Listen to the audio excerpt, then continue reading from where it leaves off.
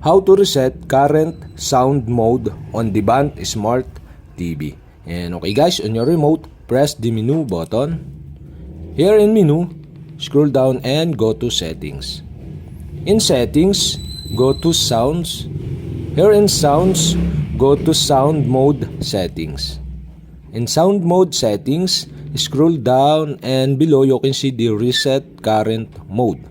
So if you want to reset the current mode or sound mode, okay, you can restore all of the audio settings in the current audio mode to the factory default values. And to reset, okay, you'll have to do is go to reset current mode, and the pop-up will show, okay, now the current sound mode settings will revert back to the factory default settings. Okay, you'll have to do is select OK button to reset the current mode.